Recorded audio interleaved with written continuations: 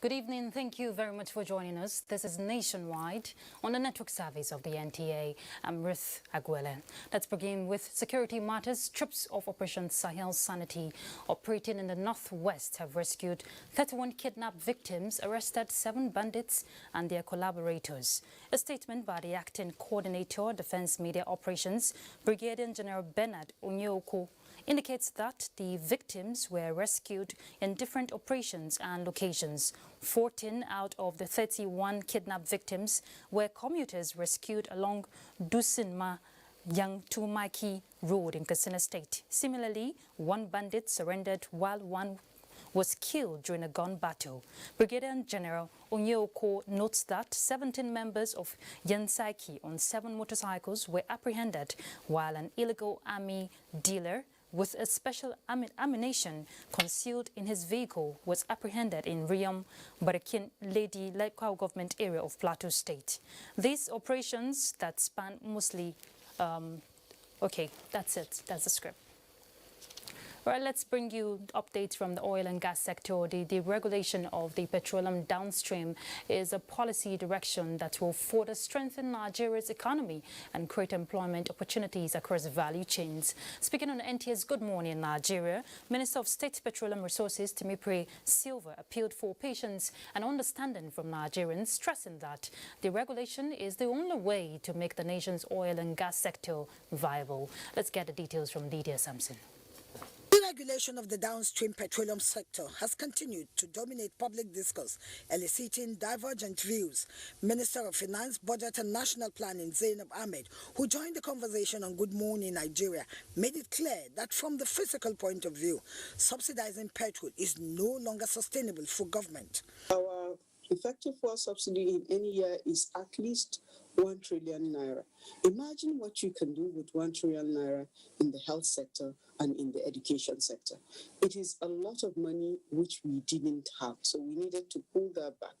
And we now have to ensure that the regulator, PPPRA, makes sure that the market operators actually are pricing fairly, that their cost is reasonable, that they are not exploiting the people. Minister of State Petroleum Resources, Timipre Silva, gave examples with the deregulation of kerosene and diesel, which has led to prices being determined by market forces and the disappearance of queues. The alternative we're now introducing is gas, which is definitely going to be cheaper even than the subsidized rate of PMS. So what we are trying to encourage Nigerians to do now is to convert their cars to dual fuel. That means your car can use either gas or petrol, and that will be done for free. The minister said government is not unmindful of the challenges and impact at the early stage of implementation, but will provide variables to cushion the effects.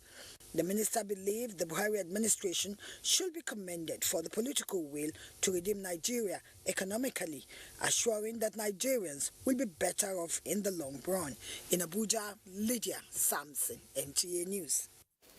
Well, exactly 6 decades ago, a group of determined nations endowed with a rare but significant natural resource took the bold step of deciding their fate regarding benefits accrued to them. The outcome of the decision, now known as Organization of the Petroleum Exporting Countries, OPEC, has become a household name as far as global supply and pricing of crude oil is concerned. As OPEC marks a significant milestone, correspondent Lydia Sampson again looks at the role of OPEC in a new normal. 60 years ago, 5 developing nations, Iran, Iraq, Kuwait, Saudi Arabia and Venezuela, gathered in the Al-Shabaab hall, Baghdad, to decide on a course of action that changed the course of history. They agreed to found the Organization of the Petroleum Exporting Countries. The brave and pioneering act of the then 5 countries changed the narrative in the global oil and gas market through an expression of a firm belief that cooperation and dialogue among nations are the most effective means of overcoming the industry's challenges. Though OPEC has faced highs and lows, trials and tribulations, yet 60 years later, it is still a unified intergovernmental organization. The fact that OPEC has evolved and thrived over the last 6 decades is a source of tremendous pride for the entire OPEC family. OPEC Secretary General Mohammed Sanusi Barkindo described the Baghdad conference as not just historic in all senses, but saw the common vision and wisdom of the founder members and led to the creation of a foresighted organization that grew in stature and influence to become a distinguished entity within the global energy community. Can help guide our organization and the petroleum industry to a bright and sustainable future despite the huge challenges that we are facing today. Barkindo said OPEC yet look forward with high anticipation to attend OPEC's homecoming in Baghdad in the very near future. This month, OPEC is also marking the 55th year since the organization's secretariat moved to the Austrian capital of Vienna. OPEC's outreach to non-OPEC partners yielded the historic declaration of cooperation, further elevated by the Charter of Cooperation. These historic decisions constitute a determination by 23 oil-producing countries to take the collective actions necessary whenever to contribute to oil market stability. In Abuja, Lydia Samson, NTA News. On the judiciary scene, Chief Justice of Nigeria, Justice Ibrahim Tanko Mohammed, says if judges learn to live within their means, there will be very little room for temptation carrying out their judicial functions. Well, he stated this while swearing in 11 new judges for the High Court of the Federal Capital Territory.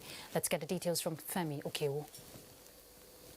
In the last 3 years, the High Court of the Federal Capital Territory has lost about 15 judges to promotion to the Court of Appeal, retirement, and even death. For a court that has the second highest docket of cases in its plate next to Lagos, the swearing in of 11 judges by the Chief Justice of Nigeria comes as a big relief. Justice Ibrahim Tanko Mohammed called on the new judges to see their appointment as a call to national service and not an outlet for personal gains. Must be dispassionate and transparent in all you do as judicial officers. Justice is blind, non-discriminatory, and fair to everyone. As per view of justice and minister in the inner recess of good conscience, you must not look at faces, colors, creed, or race. And the judges are well aware of the task ahead. Well, as I subscribed before man and God, that we will do right to all manners of persons without fear or favor, and I will stand by it. The judges are to immediately commence a 2-month training and orientation, a program which the Chief Judge of the FCT High Court, Justice Ishaq Bello, says will lead them into the reality of their new calling. And now with this set of judges sworn in, the clamor by Nigerians for a quicker dispensation of justice is gradually being met. There is, however, still a yearning gap for the vacancies that exist at the various levels of courts in Nigeria. In Abuja, Femi Okewo, NTA News. A look at politics. Efforts to increase women's participation in politics and governance has again received attention. To this end, Partners West Africa Nigeria, a non-governmental body, organized a conference aimed at mainstreaming women into full participation in politics, even as the 2023 general elections draw near. Momso Demendati completes the report.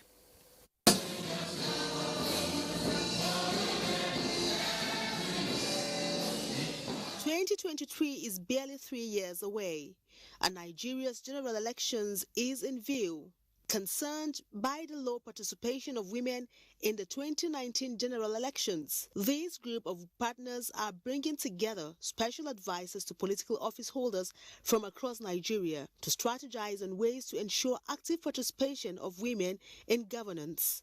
To look at the intervention for women's participation as key.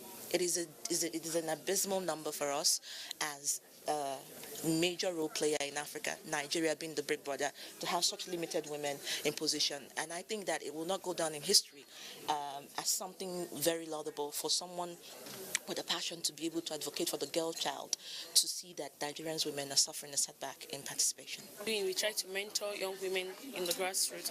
We try to, expose them to, programs. We try to build them by organizing like trainings and workshops. Abiodun Essed contested for the position of a councillor in the last general elections. She lost, but this has only strengthened her resolve to try again. My story was all about the inclusion of women and the practical life experiences, not just women. When we now break it down to young women, we actually don't have enough young women in decision-making platform in Nigeria, and it's something we need to raise critical consciousness of people or women leaders across all sectors. Female advocacy, women in politics, and politics with value.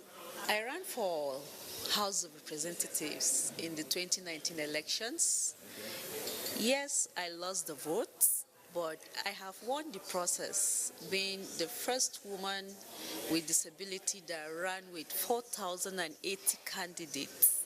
I'm going to run again in 2023. Participants are hopeful to bask in the euphoria of the gains of the conference towards bringing positivity to governance. Momso Damien Dati, NTA News. The federal government has congratulated Nigerian-born Pelina Ibokwe on her recent promotion to chairman of the Universal Studio Group, a division of NBC Universal, one of the world's leading media and entertainment companies. In a statement by the Minister of Information and Culture, Lai Mohammed, the federal government is very delighted at the news of the promotion, which is the latest in a string of successes that have been recorded by Ibokwe. The fact that in her new role, Ibokwe will lead the American company's growing global television studio business, which includes Universal Television, Universal Content Productions, and NBC Universal International Studios, is a pointer to the huge responsibility that comes with the promotion and a testimony to her capability. Ibokwe, the minister said, is an inspiration to millions of youths around the world, and in particular, those in our country's robust creative industry, and wished her success in her new role. Right, let's head to Lagos now as we join Adeola. She's going to give us an update on the Oshodi accident that occurred early hours of this morning between a commuter train and passenger bus. Adeola. Hello, Ruth. 8 passengers narrowly escaped death in the early hours of Monday when a passenger bus with Lagos registration number GGE 972GE suddenly veered into the train tracks while crossing the road at PWD Inward Oshodi and collided with a fast-moving commuter train in the process. The bus was dragged along for a stretch of the journey before the train came to a complete halt. Director General Lagos State Emergency Management Agency Dr. Olufemi Okeosointolu confirmed the incident. He said no life was lost and the injured passengers were provided with on-the-spot medical care and have been discharged. According to him, the wreckage of the bus has been safely removed to allow for a free flow of traffic.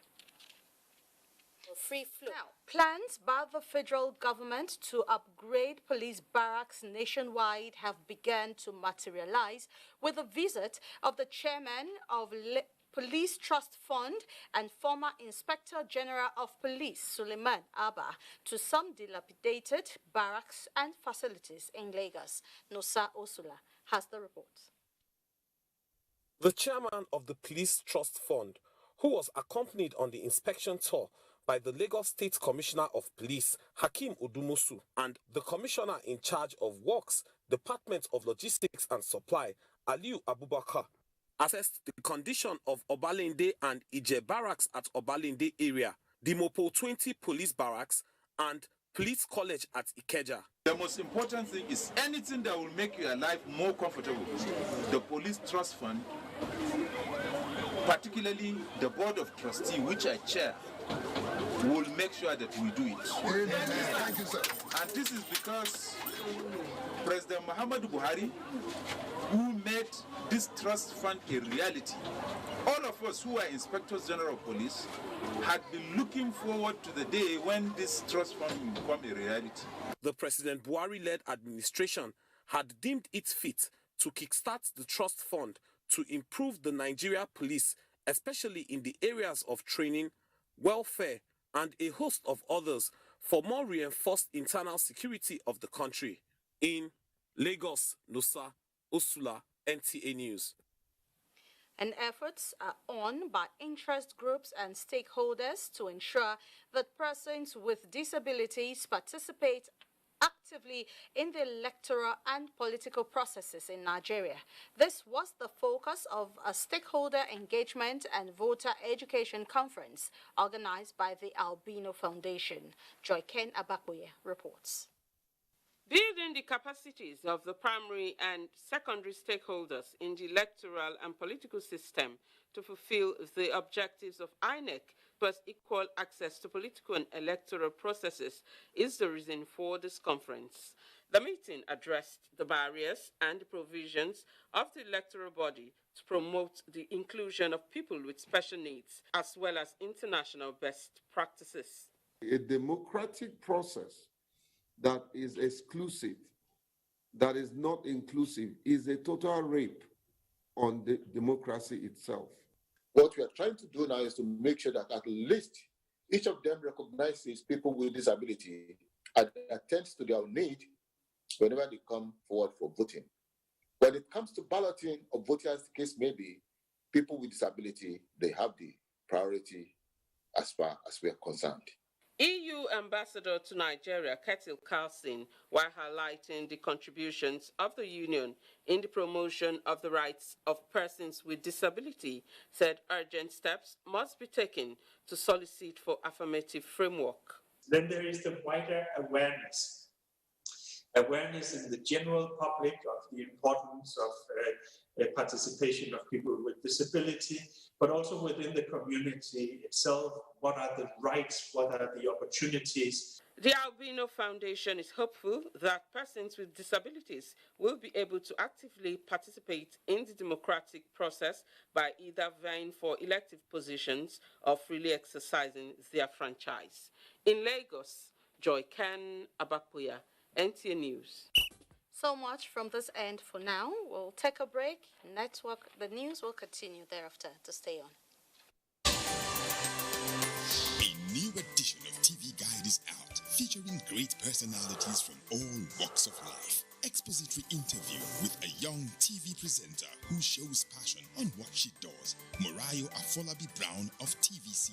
Pick a copy of this compendium of mind-blowing stories and get abreast with issues as regards media convergence, leadership, health, star profiles, star programs, fashion, sports, human angle stories, and lots more. Meet some media professionals within our space who have paid their dues in no small ways. TV Guide, very incisive, very educative and compelling. Grab a copy at the vendor near you or NTA stations nationwide. TV Guide, your indispensable companion.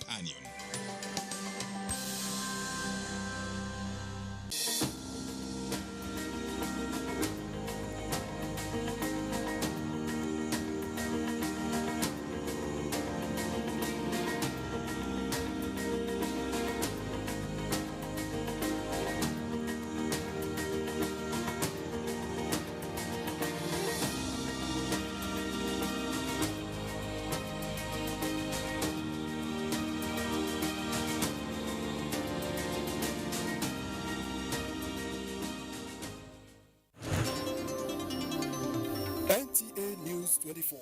A 24-hour news station brings to you news and happenings 7 days a week. News at 10 a.m., News update at 11 and 1 p.m.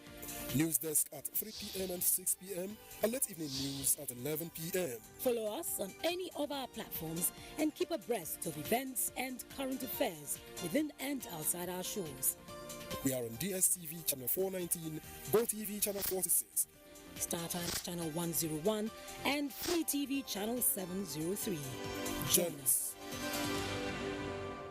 NTA TV College Jos, an affiliate of Ahmadu Bello University Zaria, is currently admitting students for its ordinary diploma programs in television journalism, television production, and television engineering. Interested candidates are advised to obtain relevant information concerning eligibility at our website at www.ntatvc.edu.ng or marketing department of any NTA station nationwide. For further information, contact Assistant Director, Marketing, NTA TV College Jos on 0803-314-4383 or the Academic Office of the College on 0806-980-9807. Announcer, Registrar.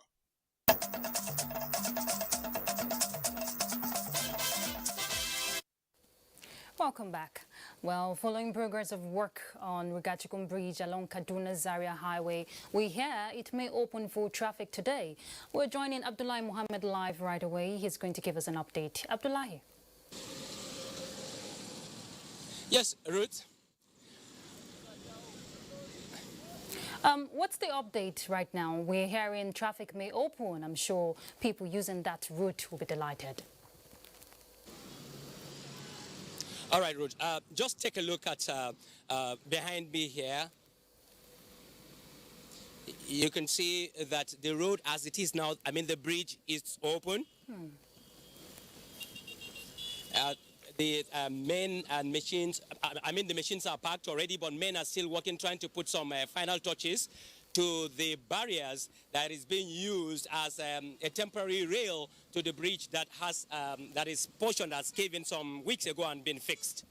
So we're expecting that in any moment from now, that traffic from up close to Kawo will be allowed to move through the bridge as it is now. In the next couple of minutes, I have seen the employees of the contractor driving down to remove the barrier that it is there, or indication signs that the road, that the bridge has been closed now will be cleared so that they will have access to the bridge.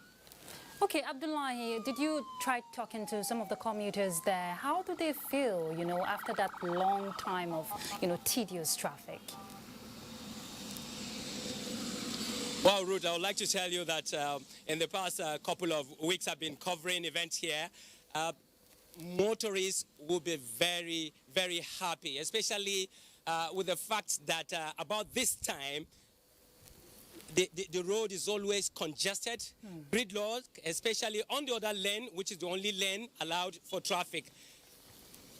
And I will tell you also that around 6 o'clock, articulated vehicles are allowed to come in from Abuja toll gate, and that is always a very difficult situation for motorists once they reach this only bridge that the traffic follow as it is now. But with the opening of this bridge, I'm telling you, the motorists will be very, very happy. And I'm sure you too, Abdullahi, you heave a sigh because you've been doing a great job there. Thank you very much for the update you've given us so far. Thank you. Of course, Ruth, but before you go, I would like to tell you, just tell you something. Okay, go ahead. The engineers now, or the contractor now, is trying to focus on fixing that other bridge itself, because I have reported several times that it is also in distress. Okay. So what they are doing now, if you take a look at what is happening over there in my camera, you see that they are trying to tape it, indicating danger. And what they are going to do subsequently is to make sure that they demarcate it, and only one lane traffic will be allowed on that bridge for the safety of those people and machines that work on that bridge. So maybe tomorrow we'll see that happening. You can see that vehicles now have started following this road. Yeah. It means the bridge is now open. All right. Thank you very much, Abdullahi. We'll definitely keep in touch with you if anything arises. But we hope not for bad, but for good. Thank you very much. All right, let's look at flooding. Major highways linking Nigeria, Niger and Benin republics through Kebbi states have been temporarily shut down as portions of the roads were submerged by flood. Now, this is coming as President Muhammadu Buhari's delegation is in the state to sympathize with the government and the people. The delegation is headed by the Minister of Agriculture and Rural Development, Mohammed Sabo Nanuno. Musa Baba Aliyu will tell us more. There is not yet in sight any sign of relief for most communities in Kebbi State as floodwaters continue to spread into more areas and outside the state, wreaking havoc along highways. Houses, farmlands, schools and health facilities have been submerged by the flood in 14 local government areas of the state. Highways like this one in Argungu, which link Nigeria and Niger, is partially closed as the 4 major bridges and culverts on the road are already showing signs of collapse. Military, immigration and other security agencies have been deployed to control vehicular movement. We are not here to only sympathize, we are here to give hope, to give confidence and to assure our people that their resilience is acknowledged. In Bagudo local government area, almost all social and economic activities have been put on hold as the flood water has taken over most parts. In the meantime, Minister of Agriculture and Rural Development, Mohammed Sabo Nanuno, says the President has directed the ministry to come up with initiatives towards addressing food security in the flood-affected states. What I would appeal to our teeming population of farmers is not to give up because of this flood, but we turn this flood to our own advantage. We are going to prepare seriously for the dry season farming. Immediately the water starts to recede, we can take from the nurseries and plant. We have a variety that can mature under 80 days. And we are confident if we start a nursery with that variety now, we can harvest it before the weather becomes too cold for rice to produce properly. The minister conveyed President Muhammadu Buhari's sympathy message to the traditional rulers in Gwandu and Argungu Emirate Council. From Birnin Kebbi, Musa Baba Aliyu, NTA News. All right, just as our next stop, as we join Zemret, she has some more reports for us. Zemret?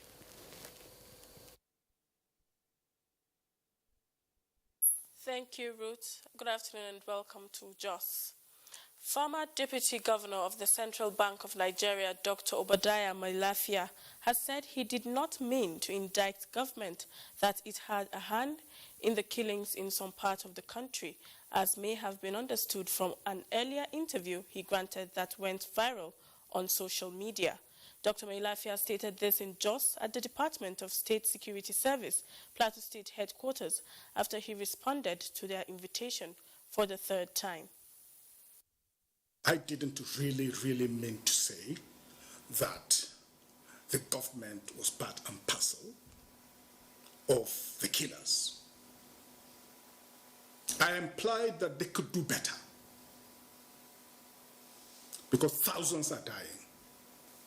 But if I had my way, I would have put it in better language. And I had no way of corroborating some of these things. I heard it. I couldn't have followed them to their camp to confirm because I might not come back to tell the story. So that's the reality of the way I spoke. It will be recalled that Dr. Mailafia had in a statement with a private radio station sometimes last month alleged that a senior government official has a hand in the spate of violence in the country, on which the DSS have continued to invite him for further clarifications.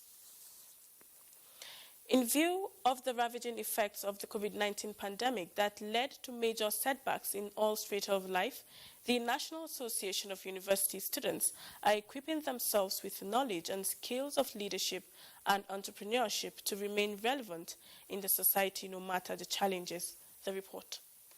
The summit, tagged Leadership and Entrepreneurship, A foresight for emerging 21st century leaders is aimed at ensuring that students are not left idle in this time of pandemic, but equipped with relevant skills that will build positive characters and widen their horizon. A successful entrepreneurial student leader has a clear vision.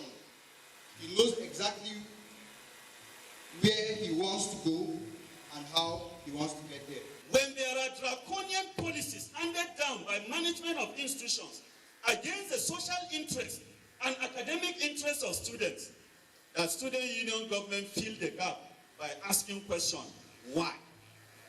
However, the failure of these student union governments have led to quite a number of social problems on our campuses. As young people, we also need to mobilize and galvanize ourselves and make sure that we also have the right set of people that will go into government and will represent us well. Speakers at the event were unanimous in their views that students must rise up to their responsibilities as leaders of today and the future, so that their contributions to the socio-economic growth of the country will be valuable and goal-oriented. The takeaway by participants during the 3-day sensitization meeting for members of Jamaat Nasrul Islam JNI First Aid Group in Jos is the importance of dedication, hard work and discipline as a hallmark of quality leadership. Salau Abdurrahman Mohammed reports that the meeting, which had in attendance officers of the group from the 17 local government areas of the state, was organized to equip the officers with relevant tools of leadership and administration.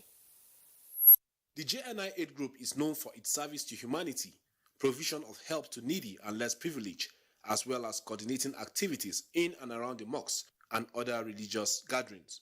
It's in this light that the JNI Aid Group Plateau State Chapter organized a 3-day sensitization and meeting to its officers to equip them with leadership and stewardship know-how on how to tackle and handle challenges bedeviling the country. Whoever accepts to be a member must be wholeheartedly, responsible for his action, with the mind that he is not only helping a section of humanity, because the whole aim of this Nigerian aid group is to assist humanity. It's an aid group aiding in turn in the issues of health and issues of day-to-day running of the administration, seeking assistance from the general public and also communities, to the extent up to the government level.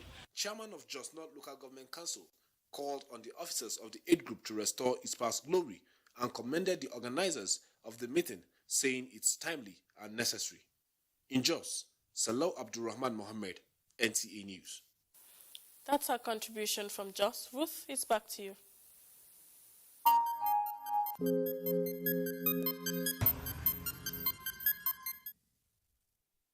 Thank you, Zenret. Let's bring you an update on COVID-19. The Nigeria Center for Disease Control has confirmed 79 new cases of COVID-19 in the country as at 13th September 2020.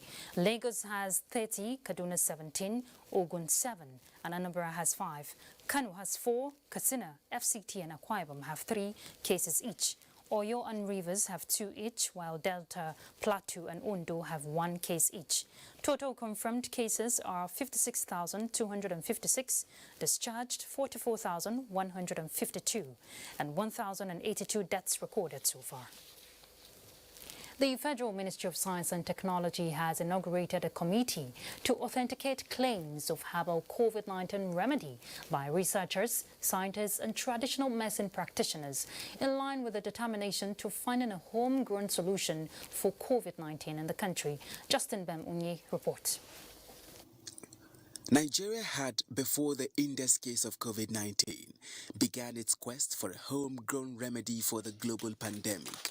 A move which is in line with the government's desire to diversify the economy.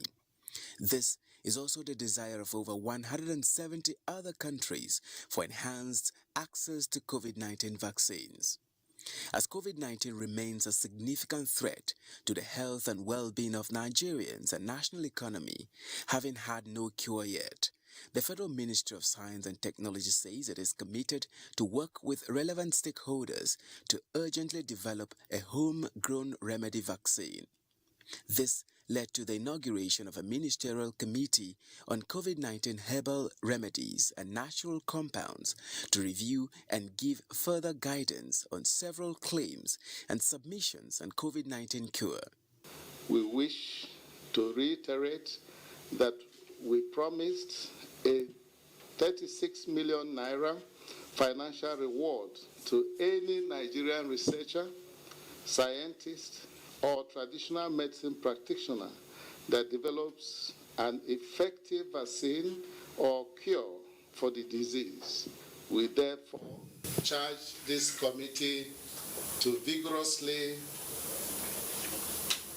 scrutinize and evaluate all claims brought before it with a view to identifying the remedies, natural compounds, with the brightest prospects of providing protection and healing to those affected or at risk of contracting this deadly disease.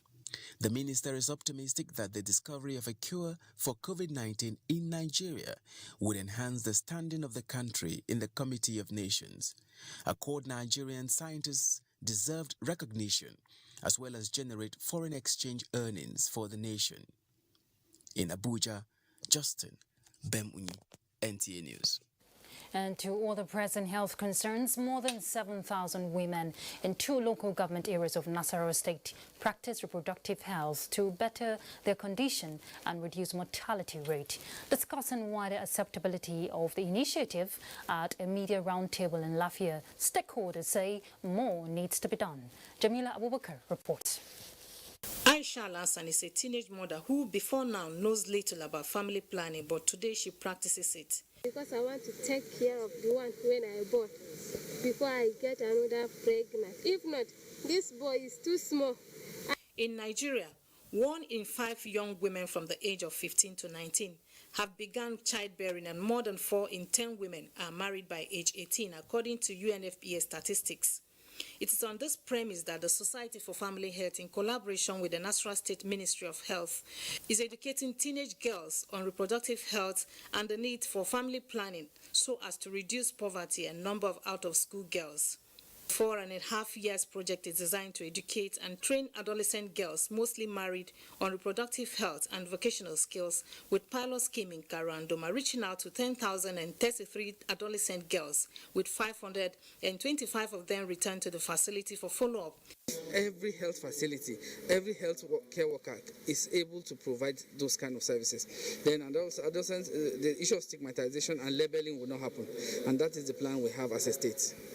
Stakeholders say the project will protect and improve girls' sexual and reproductive health, which will mitigate barriers like unwanted pregnancies and VVF that hinder married teenage girls from attaining their envisioned future. The human-centered design approach actually focuses on ensuring that the girl or the final recipient is at the heartbeat of the intervention. The project is currently going on in 8 states of the Federation. In Lafia, Jamila Abubakar, NTA News. Well, as Nigeria continues to bask in the euphoria of polio-free status, advocacy for sustainable wide immunization coverage has commenced in earnest for the country to maintain the feat. Well, experts are, however, drawing attention to other areas that may need to be addressed. Uche Ugochukwu reports. Nigeria has conquered poliomyelitis after many years of trial and errors. Now that it has succeeded, a fresh battle that borders on public health are stopping open defecation, poor sanitation and promoting good hygiene practices to prevent the resurgence of the virus. This now gives key players concern as white polio virus is yet to be eradicated in 2 Asian countries, Afghanistan and Pakistan. If we keep our environment clean, there will be no diseases. What I will do as a mother is to ensure that I immunize my child. We need to forget and stop this flair for going for campaigns going for outreach. No. We should ensure that we strengthen our primary care centers to deliver on immunization. The consensus is that Nigeria must maintain a formidable disease surveillance and collaborate with all implementing and donor partners. The next thing is for us to continue to make necessary contributions to ensure that other countries of the world like Pakistan and Afghanistan are also polio-free. How? Contributions in which Rotarians are making to the Polio Plus run. So that is important that we vaccinate children with polio vaccine, and that should be through the routine immunization system. So the oral polio vaccine is given in the routine immunization at the age of 6 weeks and 10 weeks and 14 weeks, and the injectable IPV vaccine also given in the routine system. So we ensure that 100% children are receiving those vaccines, so that they have the immunity, and if there is any importation from outside, it should be it should not affect any children. It is expected that the strategies adopted in fighting polio would be effective for other vaccine-preventable diseases. Uche Ugochukwu, NTA News. We hear that members of the Senate Committee on Independent National Electoral Commission are in Edo State to access the electoral umpires' preparedness for Saturday's election. They were received by Governor Godwin Obaseki. Elizabeth Omoko will tell us more.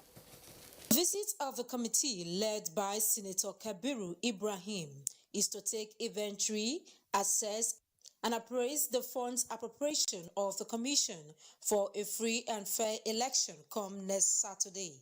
Members from various political parties, as members of this committee, were able to look and see how prepared they are. And from the records they have given us, I believe they are ready for the elections. Governor Godwin Obaseki expressed concerns over the election and wants the electoral umpire to reassure those citizens that the election will be free and fair. We can't continue to nurture a democracy where voter participation is so low. It's 21 years into our democracy. We just have no choice but to continue to strengthen it. Edo residents will, on September 19, decide who governs them for another 4 years. In Benin, Elizabeth Omako, NTA News. Let's take another break. We'll be back shortly. Stay tuned.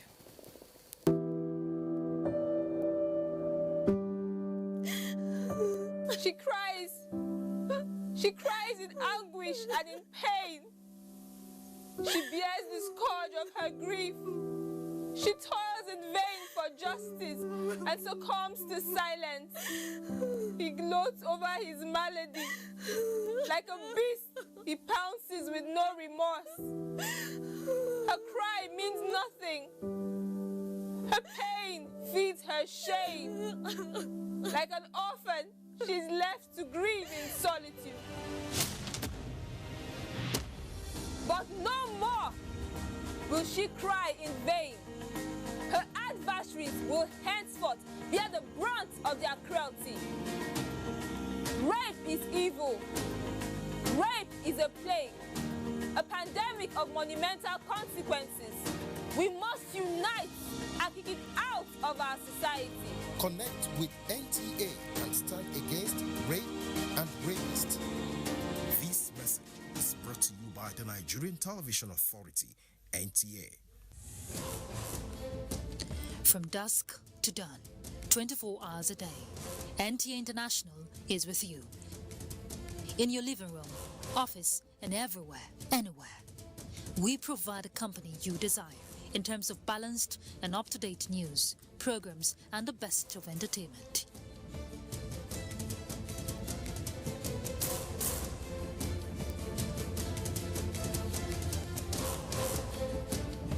Tune in to DSTV channel 251, GoTV channel 91, Freeview channel 264, or live streaming via www.visiontv.co.uk. Application for iOS or Android. Intelsat 901/332.5 degrees east. You can also see us on Facebook and YouTube for quality content on the go. NTA International, Africa's window to the world. I see ICPC and NTA say you can help Nigeria to flatten the curve on COVID-19, just as you can help flatten the curve on corruption. Follow transparency, accountability, and integrity just as you follow health guidelines. Stay home with integrity and maintain your distance from corruption, just as you stay away from COVID-19 by maintaining social distance.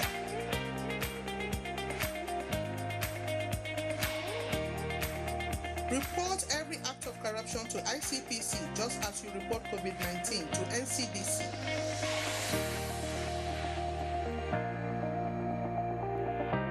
Stay away from corruption, stay safe from COVID-19.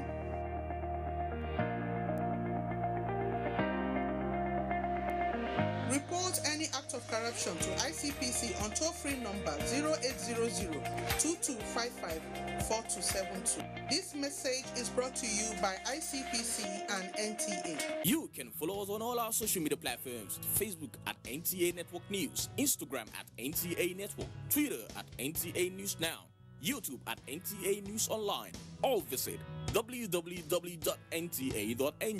For live streaming, visit www.nta.ng/live. Now, you can stay updated on the go, be it on your TV, iPhone, laptop, or iPad, or download the NTA mobile application from your Play Store or App Store. NTA, you can beat the rich.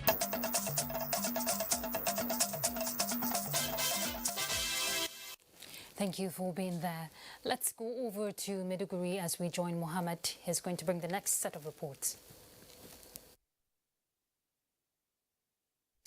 That's true, Ruth. It's nice to see you. Borno State government has distributed 80 million cash support to about 43,000 internally displaced persons at Banki town in Bama local government to address the challenge of food shortage facing them. Governor Babagana Umara Zulum personally supervised the distribution process with the support of the federal delegation and state government officials. Mohammed Guni will now tell us more. The Banki camp hosts about 43,000 IDPs, mainly from Banki, Kumshe and other surrounding communities in the last 6 years. The insurgency halted farming activities, compelling the IDPs to depend on government and donor partners for food supplies. The challenge has further been exacerbated by the deplorable condition of Bama Banki Road, making it difficult to deliver food items to the IDPs.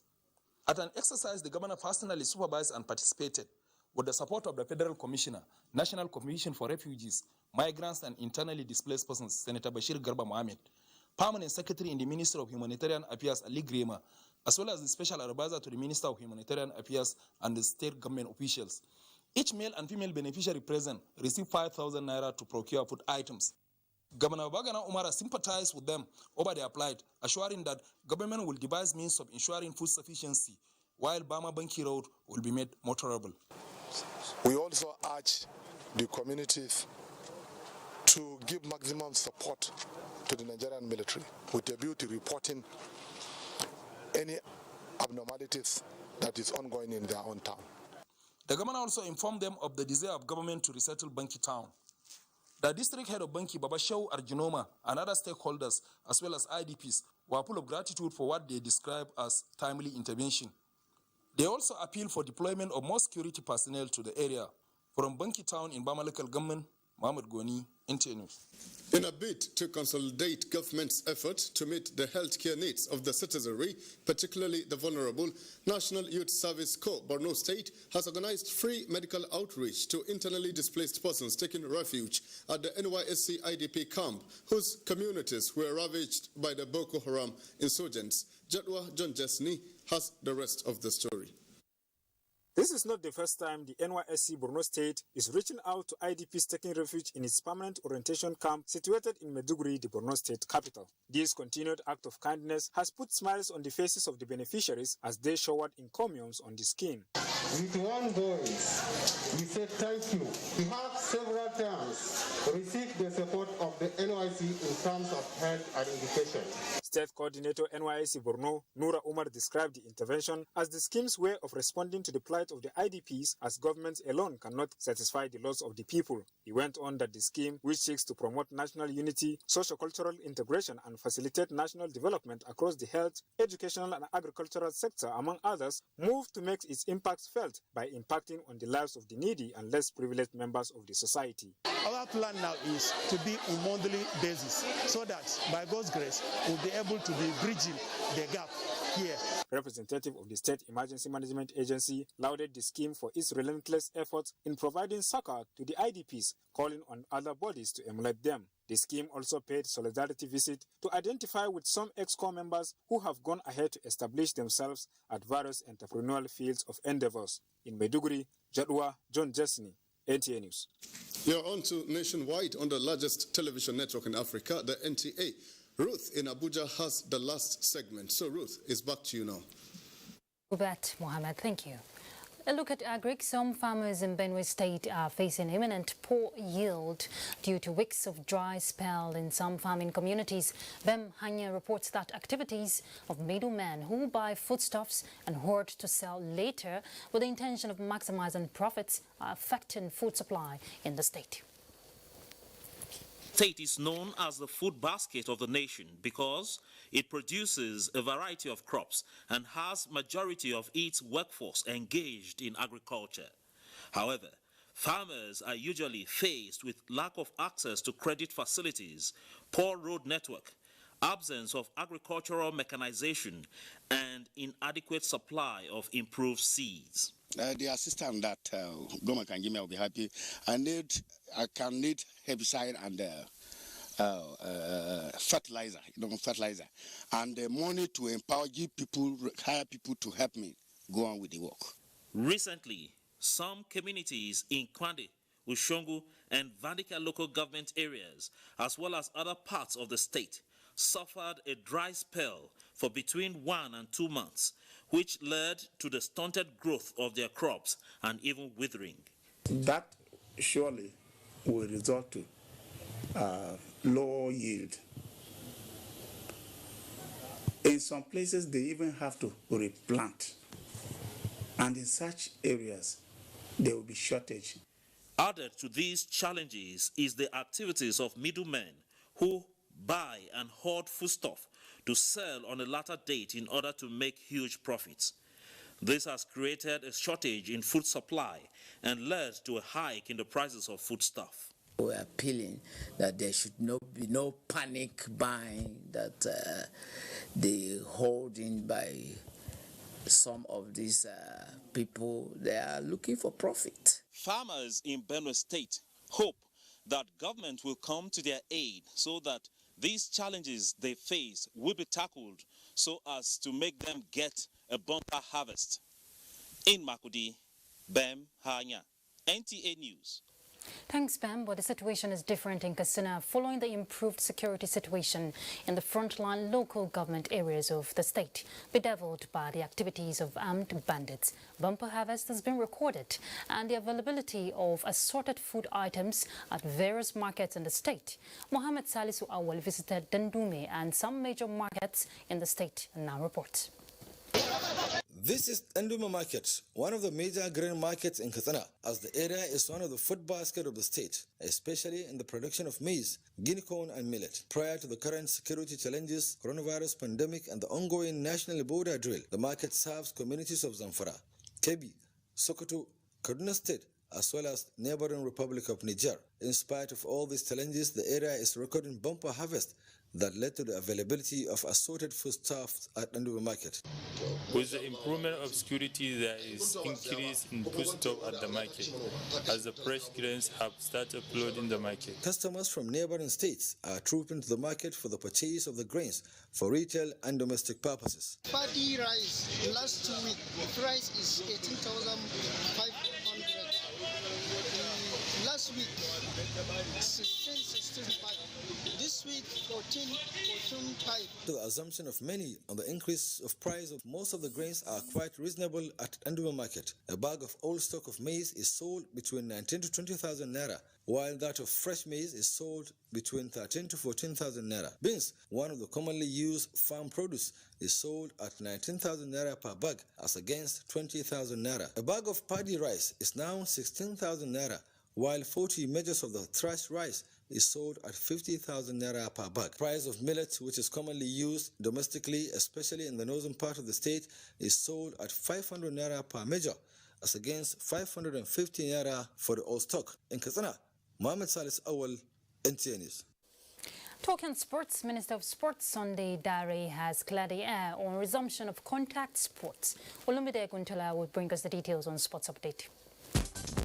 Contrary to reports that the federal government has lifted ban on team sport, especially football, the Minister of Youth and Sports Development, Sunday Dare, via his Twitter handle, calls for caution, saying that conversations are still ongoing, assuring that soon the country will witness the return of contact sports. Meanwhile, the Nigerian volleyball clubs have commenced preparation for this year's tournament in anticipation of the federal government's final lift of ban on teams sports by observing COVID-19 protocols, wearing of face masks, washing of hands by the players and officials, keeping social distancing, among others. We have been the first federation to produce even the mask. We will not allow spectators to come into the court or to play into the field without observing the protocol. And we will abide by the protocol that will be set by the Federal Ministry of Youth and Sport. From Abeokuta, Lekan Agbode reports that the Sports Writers Association of Nigeria, SWAN, Ogun State chapter, has reached an agreement with the leadership of the State House of Assembly to host the maiden edition of Speaker's Cup among the 20 local government areas of the state. The agreement was reached when the executive members of the Sports Writers Association visited the Speaker, Ogun State House of Assembly, Olakunle Uluomo. The final we propose will be part of the annual assembly days for us to detect talent in the state that will eventually do us proud. From the foreign scene, Dominic Thiem has become the first player in 71 years to win the US Open, having lost the first two sets and came back to win the final. The number 2 seed won his first major title, 2-6, 4-6, 6-4, 6-3 and 7-6 Sunday night at Flushing Meadows, after a thrilling contest decided by tie-break at the expense of Alexander Zverev. With Sports Update, Olumide Guntola, NTA News.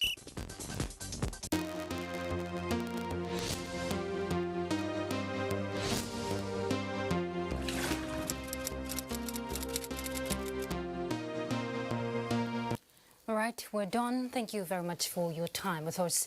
Do enjoy your evening. I'm Ruth Aguela. Bye.